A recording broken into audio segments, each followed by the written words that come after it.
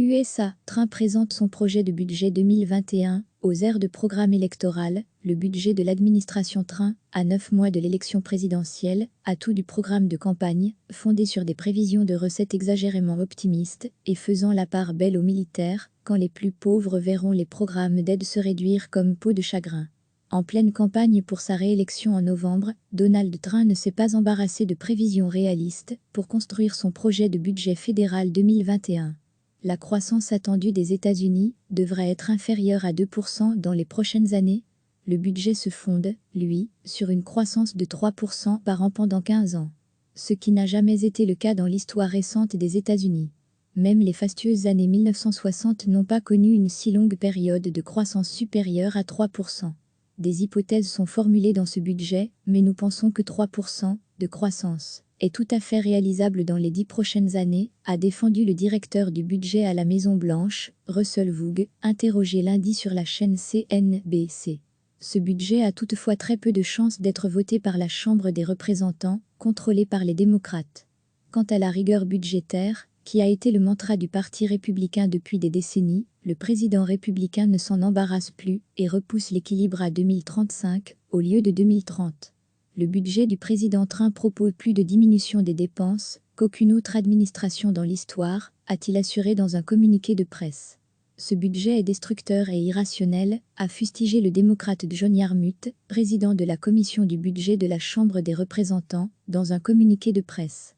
Dénonçant des coupes dans les budgets des systèmes de santé, de l'assistance médicale pour les plus démunis, de l'Agence de protection de l'environnement, de l'éducation, il évoque un abandon par le gouvernement fédéral de toute responsabilité pour le bien-être du peuple américain et de notre nation.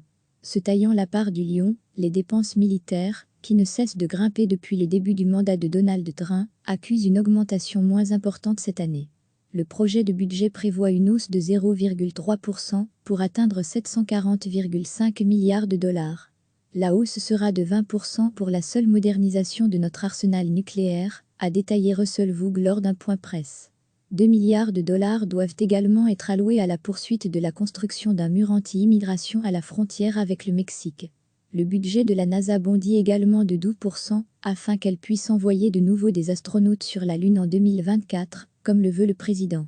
En revanche, pour réduire les dépenses à hauteur de 4,6 milliards de dollars dans les 10 prochaines années, la Maison-Blanche prévoit de réduire les remboursements de médicaments, les aides aux personnes handicapées ou encore de tailler dans des programmes d'aide alimentaire.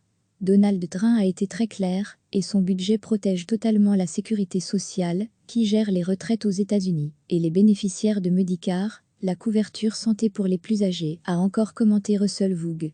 Nous avons donné la priorité à la défense de ce pays que le président, le commandant en chef, estime absolument vital, a-t-il continué. En revanche, nous pensons que l'époque est révolue pour dépenser de l'argent pour une statue de Bob Dylan au Mozambique ou pour une ligue professionnelle de cricket en Afghanistan.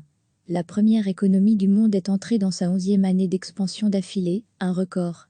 De 1,5% en 2016, dernière année de l'ère Obama, elle a atteint 2,3% en 2017, avant de se hisser à 2,9% en 2018.